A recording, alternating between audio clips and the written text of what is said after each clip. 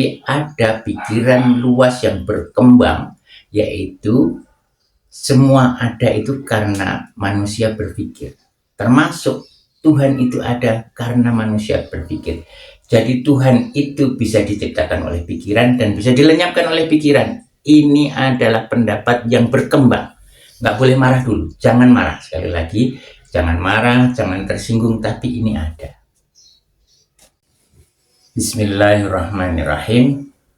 Innalhamdalillah, la hawla wa la quwata illa billah. Asyhadu an la ilaha illallah wahdahu la syarikalah.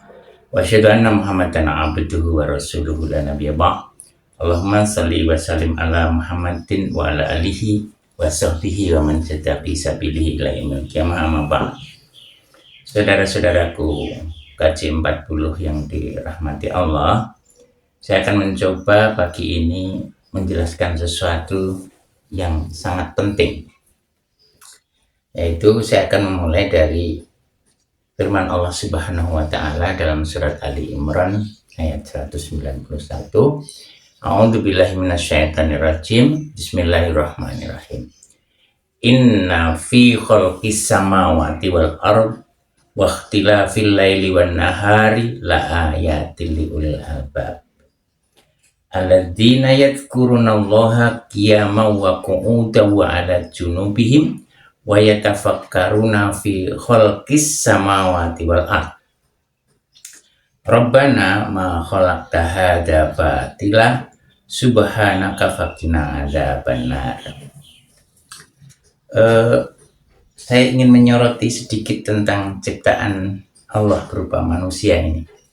Hari ini kan kita sudah hidup pada zaman modern dan peradabannya sangat maju, dan kita memiliki cara berpikir yang sangat hebat. Nah, dengan bukti hari ini saya yakin bahwa kita ini lahir dari manusia yang hebat juga dong. Ya, sederhananya begini.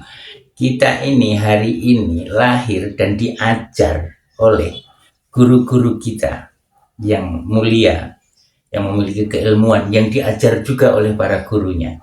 Dan para gurunya itu juga diajar oleh para guru-guru yang lain. Itu pun menghasilkan manusia semacam kita.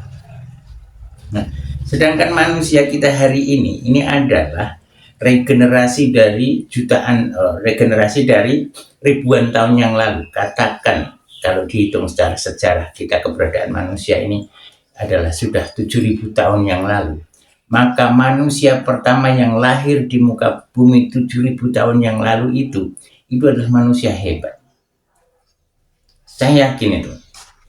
Dia memiliki kemampuan berpikir, kemampuan banyak hal, sehingga bisa memenuhi kebutuhan hidupnya di muka bumi ini dengan hebat. Kenapa? Karena menurut informasi yang saya dapatkan dari kitab Al-Quran yang mulia itu, kakek kita Nabi Adam itu gurunya bukan manusia, gurunya Allah. Ini ingat. Wa 'allama Adamal asma'a kullaha tsumma 'aradahum 'alal malaikati faqala ambi'uni bi asma'i haula'i in kuntum shadiqin. Malaikat menjawab, qalu subhanaka la ilma lana illa ma 'allamtana. Sekali bermalaikat yang memiliki kecerdasan tingkat malaikat pun tidak mampu menandingi Adam alaihi salam, karena Adam diajarkan oleh Allah sesuatu yang luar biasa dan hanya Allah sendiri. Saya tutup sampai di situ diskusi awalnya. Berarti kita ini adalah manusia yang sangat hebat yang diciptakan oleh Allah Subhanahu wa Ta'ala. Allah berfirman, innal insana lafi khusr. Memang kita selalu dalam kerugian setelah dekade kehidupan sekian lama ini. Tapi Allah juga berfirman, manusia itu diciptakan dalam kondisi yang sempurna menurut kadar-kadar yang Allah tentukan.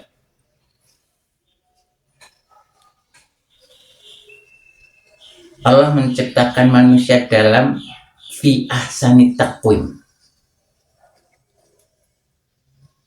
Laqad khalaqnal insana fi ahsani taqwim tsumma radadnahu asfala safilin. Allah menciptakan manusia di dalam kondisi bentuk yang paling sempurna, dan built-in di dalam dirinya adalah metode berpikir.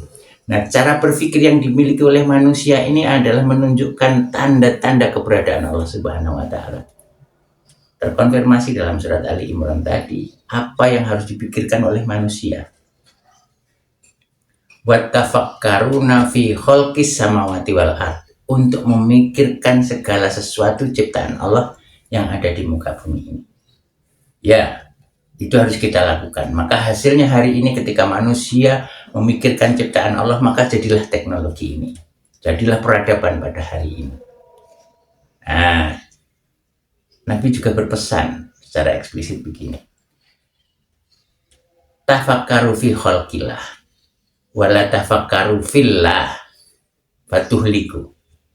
Gitu. Berpikirlah tentang apa-apa yang diciptakan Allah dan jangan memikirkan Tuhanmu, karena kamu akan binasa. Kalau kamu nekat nih memikirkan Allah, lakukan, pasti kamu tidak memiliki kesanggupan. Itulah yang disebut bahwa pikiran manusia sudah dibatasi oleh Allah untuk memikirkan sesuatu yang memang mungkin difikirkan oleh manusia. Nah, ini batasan-batasan itu. Selain ciptaan berupa benda-benda yang lain yang ada di sekitar kita, Allah juga meminta melihat sesuatu yang ada di dalam diri kita dengan cara berpikir. Wa fi anfusikum afalat tubsirun. Coba pelajari baik-baik dengan basirohmu apa yang ada di dalam dirimu itu. Bahkan sampai ke tingkat basiroh, menggunakan pikiran yang mendalam sampai menggunakan basiroh itu adalah untuk menelaah tentang ciptaan Allah pada diri kita. Nah, ini saya batasi dulu bahwa manusia ini adalah makhluk yang berpikir, yang diciptakan oleh Allah dan menciptakan peradaban sampai seperti ini. Berarti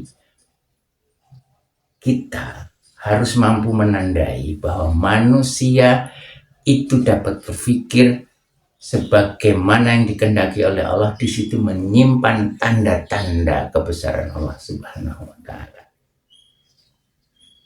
Ya, oke, kalau saya lanjutkan begini.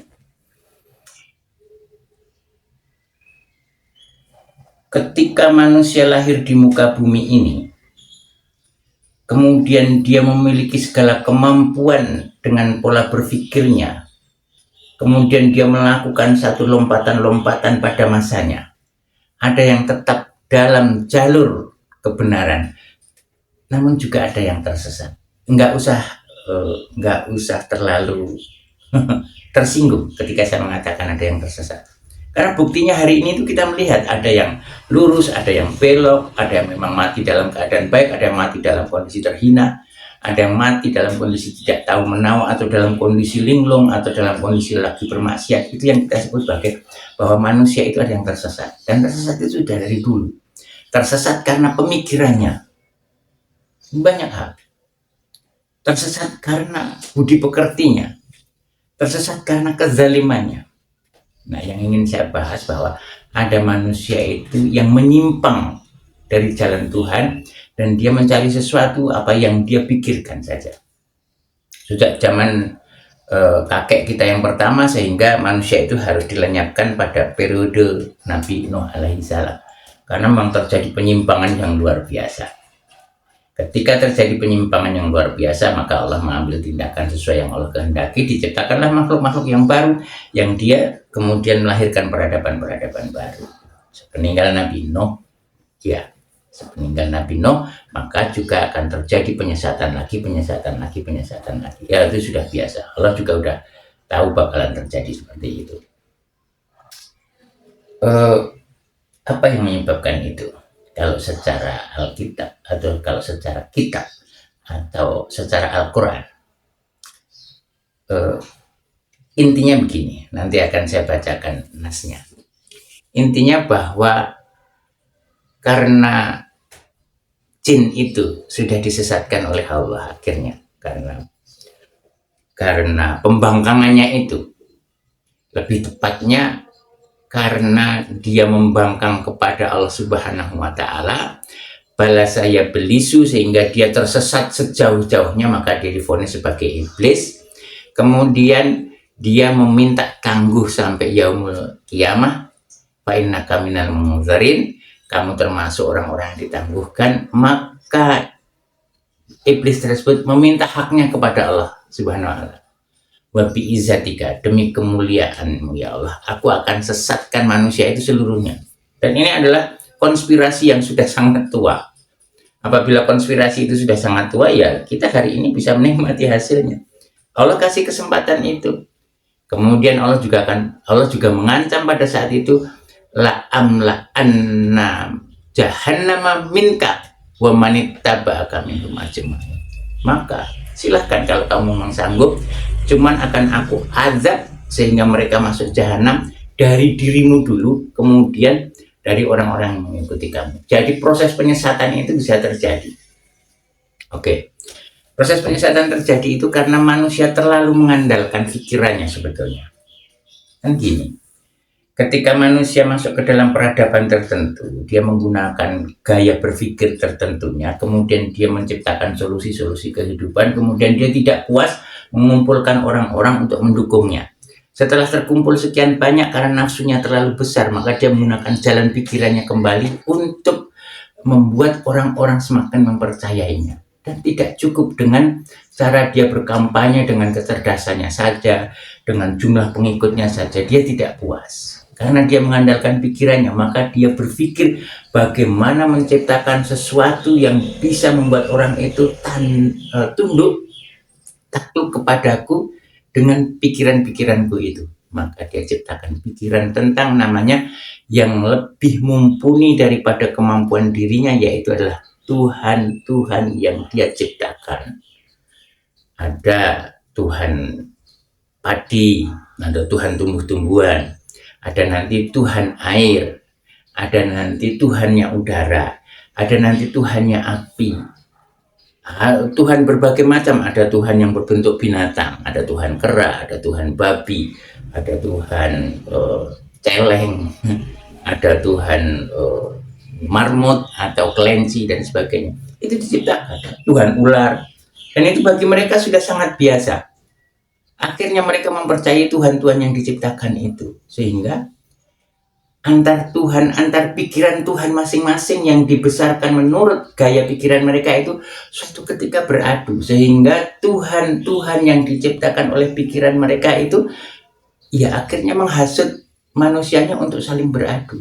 Maka masing-masing saling membenarkan Tuhan yang diciptakan itu, sehingga muncul satu filsafat baru. Tuhan ada karena manusia berpikir. Nah ini perhatikan dan ini paham ini muncul. Saya tidak perlu menyebut itu munculnya di mana, disebut paham apa, saya nggak perlu. Tapi ada pikiran luas yang berkembang, yaitu semua ada itu karena manusia berpikir. Termasuk Tuhan itu ada karena manusia berpikir. Jadi Tuhan itu bisa diciptakan oleh pikiran dan bisa dilenyapkan oleh pikiran. Ini adalah pendapat yang berkembang. Nggak boleh marah dulu, jangan marah. Sekali lagi, jangan marah, jangan tersinggung, tapi ini ada. A'udzubillahi minasyaitonirrajim. Bismillahirrahmanirrahim. Wa minan nasi mayyattakhidhu min dunillahi andada yuhibbunahum ka hubbillah walladzina amanu asyaddu hubbalillah. Ini adalah pernyataan yang benar dari Allah Subhanahu wa taala, bahwa memang ada manusia itu menciptakan dari pikirannya itu Tuhan selain Allah itu. Karena ketidakmampuannya pikiran menganalisa Tuhan, kan Nabi sudah bilang, Tuhan tidak bisa dianalisa, tidak bisa difikirkan. Jangan, kamu akan frustrasi, akan menyesal. Maka akhirnya orang-orang tersebut dengan gaya berpikirnya, akhirnya karena dia tidak puas dengan sesuatu apa yang dia miliki dan dia pikirkan, maka dia memikirkan sesuatu yaitu andada, yaitu Tuhan selain Allah. Maka dia ciptakan Tuhan dan mereka cintai Tuhan yang mereka ciptakan itu. Nah, Ini adalah landasan-landasan yang harus saya sampaikan. Bagaimana manusia mencari ketenangan, menjamin masa depannya, menjamin apa yang diupayakan termasuk kekuasaan dan generasi itunya dengan dia menciptakan pelindung-pelindung baru yang supaya disepakati oleh mereka. Tuhan yang bisa diinterpretasi, Tuhan yang bisa dibatasi, Tuhan yang bisa diciptakan, dan Tuhan yang bisa disepakati. Ini disepakati menjadi Tuhan. Nanti suatu ketika akan satu golongan bahwa akhirnya diputuskan dalam kongres bahwa ini diputuskan menjadi Tuhan, apa-apa yang difikirkan oleh manusia. Jadi derajat materi, derajat makhluk akhirnya konferensi, kemudian diangkatlah dia menjadi Tuhan atas aklamasi. Nah, ini adalah Tuhan yang diciptakan oleh pikiran manusia. Nah, apakah kita umatnya Nabi Muhammad itu berlaku sama seperti mereka? Satu, tidak boleh marah. Nah, kalau kita bicara Tuhan, harus Tuhan yang saja yang bicara, karena yang punya hak adalah dia, dan kita mendengarkan dan samina wa ta'na. Oke, bagian ini mudah-mudahan menjadi terang benderang dalam hal yang sangat penting ini. Saya cukupkan sampai di sini dulu. Nanti pembahasan selanjutnya, lantas siapa Tuhan yang sebenarnya itu? A'udzu billahi minasyaitonir rajim. Bismillahirrahmanirrahim. Allah berfirman dalam surat Ali Imran, Syahidallahu annahu la ilaha illa huwa wal malaikatu wa ulul ilmi. Syahidallahu annahu la ilaha illa huwa wal malaikatu wa ulul ilmi qaimam bil qist la ilaha illa huwal azizul hakim. Nah, itu adalah pernyataan Allah. Sebetulnya Tuhan itu adalah siapa? Tuhan itu adalah dia. Al-ilah itu siapa? La ilaha illa huwal azizul hakim. Yang bersaksi siapa saja?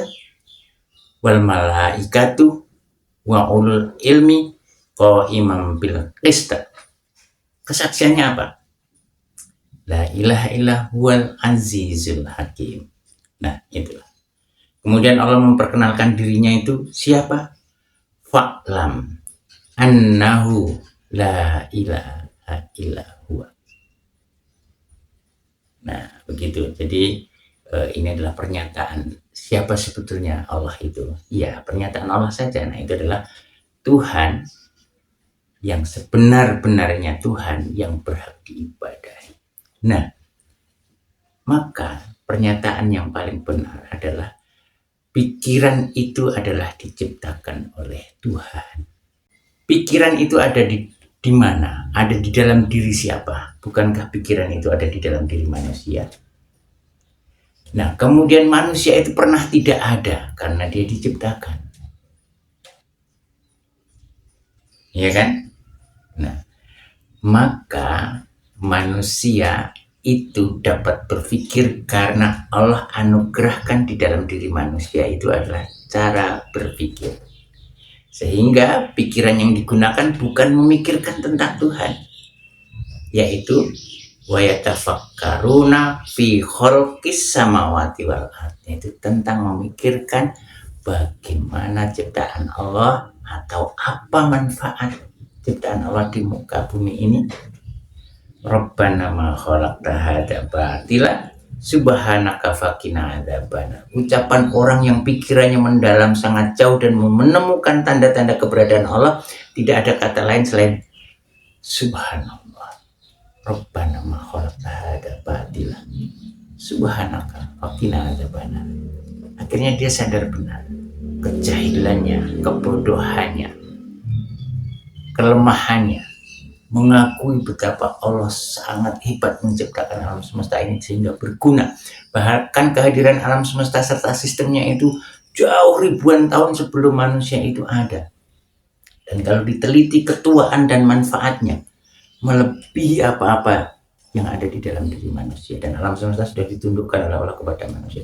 Inilah fungsinya manusia berpikir. Nah, pikiran manusia itu adalah hadiah atau ciptaan dari Allah Subhanahu wa taala.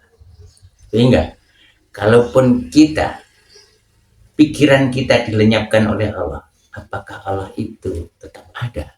Ya, tetap ada. Nah, pembahasannya ini nanti, tapi yang jelas konsep bahwa kalau pikiran ini tidak ada, apakah Tuhan itu ada? Ya, ada. Karena dia jauh lebih awal daripada seluruhnya. Nah, ini hanya masalahnya disepakati enggak oleh orang-orang yang menciptakan Tuhan-Tuhan itu. Kan intinya bahwa dia hanya ingin menyepakati Tuhan yang telah dia ciptakan. Ya, kita nggak usah marah. Toh suatu ketika kalau Allah membuka jalan keluar bagi dia dan mendapatkan hidayah, dia juga bisa memeluk agama yang kita peluk. Tapi fungsinya kan kalau dia memeluk agama yang kita peluk itu bukan untuk menyenangkan kita. Wah, kita senang mereka sudah memeluk agama kita. Bukan itu tujuan utamanya. Yaitu agar mereka selamat di hadapan Allah.